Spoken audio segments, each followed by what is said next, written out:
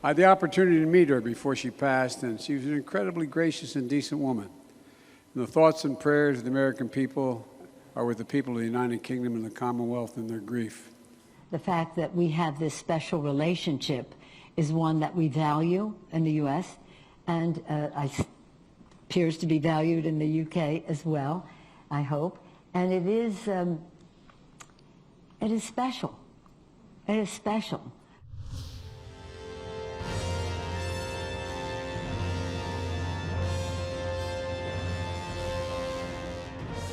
Since World War II, the US and the UK have enjoyed what Winston Churchill labeled a special relationship.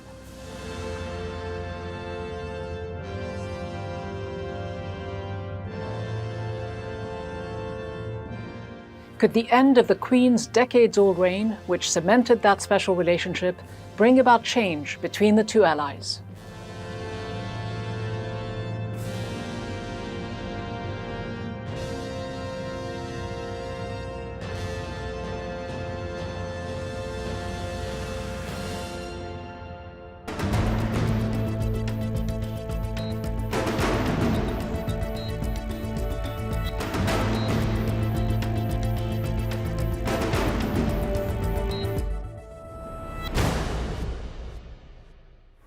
Hello and welcome to Inside America with me, Ghida Fakhry. The death of Queen Elizabeth II last week ushered in a new era for the United Kingdom and its relationship with the Commonwealth and its closest ally, the United States. Over a record 70-year reign, the Queen met 13 of the last 14 US presidents, from Harry Truman to Joe Biden. The White House released a statement praising the Queen for deepening, quote, the bedrock alliance between the United Kingdom and the United States and helping make, quote, our relationship special. Now, despite their ups and downs, the two countries have enjoyed one of the closest diplomatic relationships, coordinating closely on matters of trade, foreign investment, and military policy. Your Majesty. With a new sovereign, King Charles III, in Buckingham Palace, and a new Prime Minister, Liz Truss, in 10 Downing Street, a new political era has begun for the United Kingdom and its allies, one that is fraught with uncertainties despite Washington's assurances. Our countries have a close, long-standing special relationships as friends and NATO allies, and we are looking forward to continued close cooperation on key priorities, including supporting Ukraine as it defends itself against Russian aggression and addressing the challenges posed by China. So how will the UK's change of style and leadership at the helm of the Crown and in government affect the special relationship between London and Washington? Joining me now is Tara Sonenshine, former US Undersecretary of State for Public Diplomacy and Public Affairs. She is Professor of Practice in Public Diplomacy at the Fletcher School at Tufts University. Professor Sonenshine, the Queen was a constant, steady, even soothing presence in the special relationship between the United States and the United Kingdom. Americans, like so many others around the world, have this fascination for the British Crown. She met almost every American president, from Truman to Biden. Will the changing of the guard affect the relationship between the two countries in any significant way? You know, Ghida, this term special relationship has seemed to last even longer than some would have thought. Winston Churchill first used that phrase publicly in a speech, and then it's thought that privately he referred to special relationship between the UK and the US in letters to Attlee. So I think the special relationship, regardless of what happens with governments, monarchies, changes, death, I think that is going to transcend and continue really beyond our lifetimes. It sounds like it's almost conventional wisdom, though. I mean, do you really believe that under a possible new Trump presidency, the road might not become a little bit rocky, at least rhetorically? You know, these relationships are special, but they also get bumpy. And like any marriage or relationship, trust is tested over time. And I think we can look back at some times when the relationship between the two countries was a little bit rocky. You could go back to the partition of Palestine, to the Suez Crisis, to our invasion of Grenada, to the Iraq War, to the withdrawal of Afghanistan, Brexit, the Trump presidency here. There have been many times when the stresses and strains of this special relationship have come to fore, but at the same time, it has endured because of some basic principles that we can talk about that give this bedrock foundation to the relationship. And as you mentioned, Churchill was the first to call this a special relationship, but just how important does the United Kingdom remain for the United States? Many have argued that since Brexit, the UK's global standing has diminished its status around the world, and that the UK has become perhaps less relevant for some of its close allies, including the United States. Is that even more the case today than it might have been a few years ago? I would argue that given the Russia-Ukraine war, that the contributions of the UK and other Europeans to NATO makes this even more important. The intelligence sharing, for example, that goes on between the British and the Americans. Now, yes, Britain's role in the world may change. America's role in the world is changing. The notion of superpowers or big powers have changed into kind of small state diplomacy, if you will. But still in all, when you're talking about military might, I think there'll still be relevance, but even more, the cultural relationship. Every Pew study, every global study, with some dips during our Trump years, but there is this cultural affinity with Americans loving all things British and with the Britons enjoying America. So I would give some weight to the public and cultural diplomacy. And there's, of course, the issue of the Commonwealth. And I suppose it was quite telling for King Charles in his first day as sovereign to meet with the Secretary General of the Commonwealth and the High Commissioners of the Commonwealth in a sign perhaps as to how much importance he attaches to these countries that have remained part of the Commonwealth now that the emotional attachment to the crown with the passing of the Queen might disappear.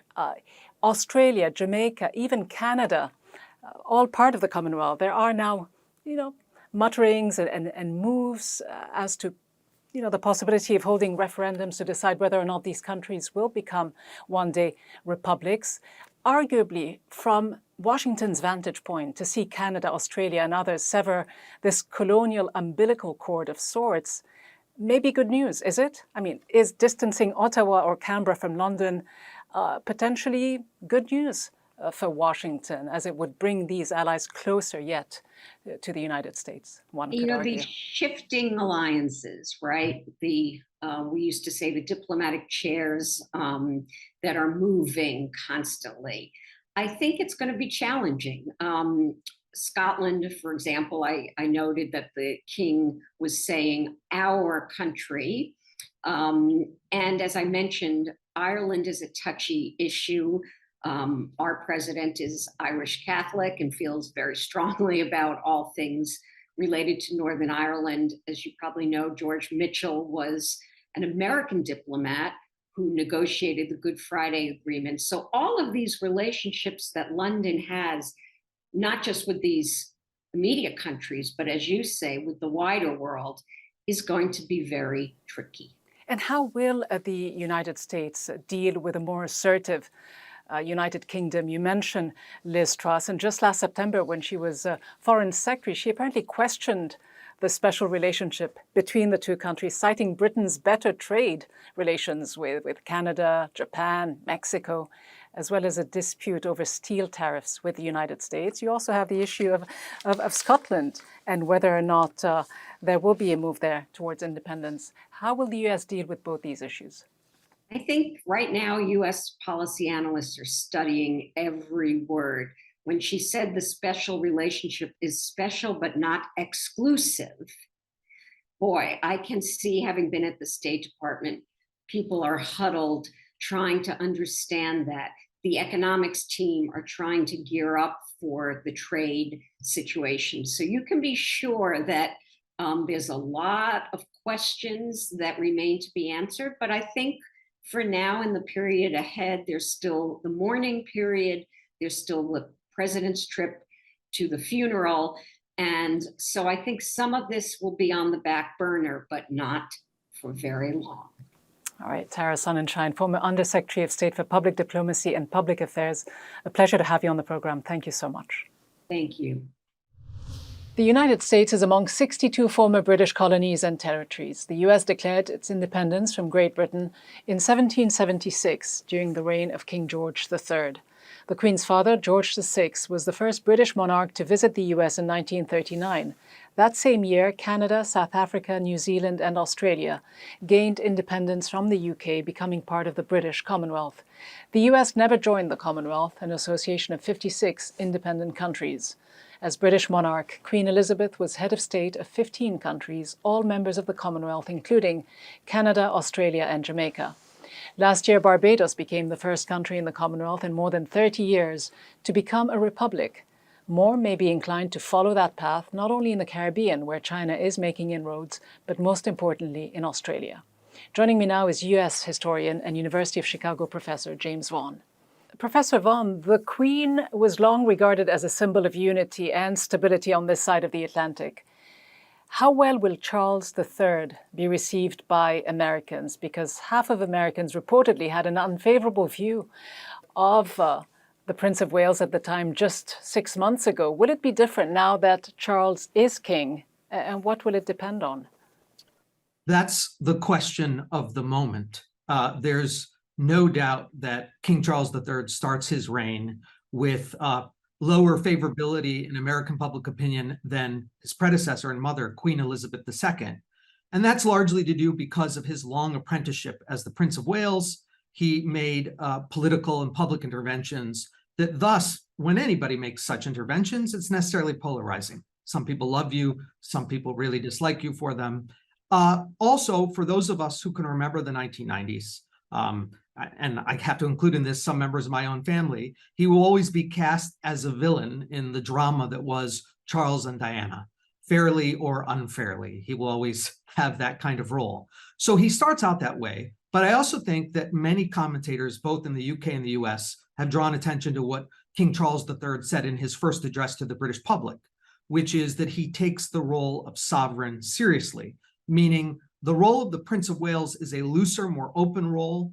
His interpretation was that he could make more public statements, but nevertheless, now that he is the constitutional monarch of the United Kingdom of Great Britain and Northern Ireland, and therefore a sovereign, he recognizes that he needs to be, like his mother was, impartial and rise above the fray of partisanship and high culture war debates. But can the history of his political statements, political interventions be erased? I mean, can it really be believed that King Charles will be neutral on some of the issues that he was outspoken on when he was Prince of Charles? If we look back at the mid-2000s, there was about 27 memos known as the Black Spider memos that the Prince of Wales at the time wrote, petitioning the Blair government on issues relating to the Iraq War, not just on issues relating to the climate or agriculture. And at the time, or in the years following, the Cameron government tried to veto the release of those documents. The Attorney General, in fact, said in 2012, quote, "They would be seriously damaging to his role as future monarch because if he forfeits his position of political neutrality as heir to the throne, he cannot easily recover it when he is king." Just how problematic is this for the new king? That's a great point. He's had what is probably the longest job apprenticeship in world history, 70 years. And you can't cast into oblivion those 7 decades. He definitely had many public and political interventions. And as you just mentioned, we know he made many behind-the-scenes interventions, lobbying various ministers and civil servants. But nevertheless, I do think that now that he is sovereign, he plays a different role. And I also think that, of course, you can't get into someone's head, but I imagine he views himself as a kind of caretaker constitutional monarch. That is to say, he isn't going to be that long on the throne just because right? The way of all flesh, essentially. And so he is the oldest monarch to have ascended the throne at the age of 73. that's right. And so I think he views himself, again, this is just my speculation, but I imagine he views himself as a caretaker monarch between his mother, Queen Elizabeth II, and his son, the future King William. And essentially, his goal is probably to leave the constitutional monarchy to his son in as good a position as his mother left it to him. That will be a challenge. But if he really wants to meet that challenge, I'm sure he has to know that he has to be seen as ruthlessly and impeccably impartial. And let me just ask you about the overall fascination Americans seem to have had with the Queen and the royal family to a lesser extent. Does it reflect, though, the overall views of Americans, particularly African Americans and people who suffered from colonialism and the crimes committed in the name of the British Crown? There's also the legacy of racism that is still particularly painful for African Americans. And last year, Prince Harry and his American wife making serious accusations against some members of the royal family, accusations of racism. How much of a challenge will this be for King Charles moving forward? I'm not a pollster, and I can only speak for myself and anecdotally, so I don't want to pretend to be able to speak for other groups throughout U.S. society. But what I would say is my experience of when there are royal events, whether those are kind of celebrations like the Queen's Jubilee or scandals like with Prince Andrew or Harry and Meghan, that most of the people I meet that have divided opinions, it's hard to really reduce it along class, social position, or ethnic and racial lines. It's pretty varied.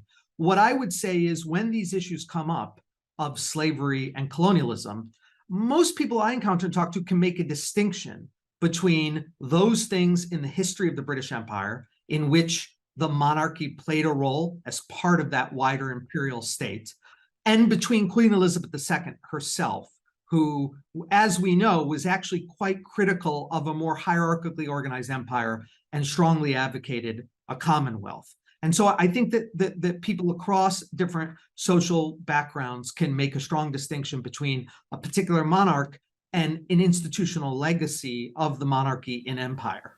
All right, James Vaughn, thank you very much for joining me. Thank you. Now, as King Charles III begins his reign, will he continue his advocacy and what many in the UK saw as interference in politics, from climate change to weapons sales? And could this have an effect on US-UK relations? Or will the King emulate Queen Elizabeth by remaining politically silent, even if his views, unlike those of his late mother, are well known? Joining me now to discuss the legacy of Queen Elizabeth and her impact on US-UK relations is British historian Elizabeth Norton. Elizabeth Norton, the US and the UK have been able to maintain a special relationship over the last 7 decades. Just how important, though, was the Queen's role in making it a stable relationship, despite some of the ups and downs we've seen over the years? I think she's really significant and often doesn't get the credit for her role in it. I mean, obviously, the idea of the special relationship comes from Winston Churchill back in World War II, but he was Elizabeth's first prime minister. So she had this really strong connection to Churchill. And I think she's really important in just maintaining the sort of friendship side of the relationship. So socializing, spending time with the presidents, which is really important. She met 13 presidents during her lifetime, which is, I mean, I cannot think of any other head of state that could say that. I don't think there is one. The only president she didn't meet was Lyndon B. Johnson. She met Harry S. Truman at the start, and of course she's met Joe Biden. It's a really impressive record. How would you say over the 7 decades of her reign, did Queen Elizabeth use her quiet diplomacy and apolitical power? How did she use that to mitigate the tensions that have crept up every now and again between the US and the UK? Because at the end of the day, visits of the Queen to the United States and visits made by US presidents to Buckingham Palace are important political and diplomatic events that must have had profound impacts on this transatlantic relationship. They're incredibly important. And I think it was really there that the Queen's strengths played out, because as a constitutional monarch, she is supposed to be above politics. So she doesn't get involved in politics. She doesn't really express an opinion. And so actually, that's a real strength, I would say. So even in times of slight tensions in the relationship, or even she may well have her own private thoughts about some of the US presidents that she's met, but actually she was a master at not showing it. So actually several British prime ministers said they could never really tell what she was thinking, and I think that that's the same in her relationships with the presidents. There is a glamour of monarchy, so being associated with the Queen, because of course Buckingham Palace, there's prestige there. I think people want to come and visit, and equally of course they want to host the Queen at the White House. So I think on both sides they get something out of the relationship, but also because the Queen was always quiet, always friendly, didn't express any political views, it actually very much helps smooth over any different difficulties in the relationship. So as Prince of Wales, King Charles was famously quite vocal, really did have causes that were close to his heart and was quite loud about them. He has said in his first speech as king that he is going to follow his mother's model, and he's now not going to express his opinions. So I think it remains to be seen whether he is able to do that, because of course he is 73 years old. This is a new role for him. I think it will be fine. I think he has served a very long apprenticeship with his mother, and I think he will nurture the special relationship into the next decade.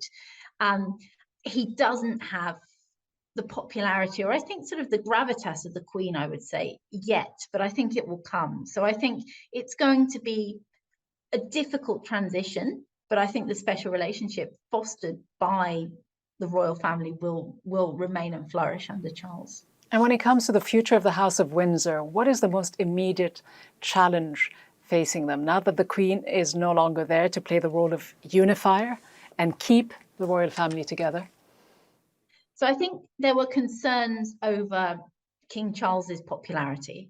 As Prince of Wales, he was not the most popular member of the royal family.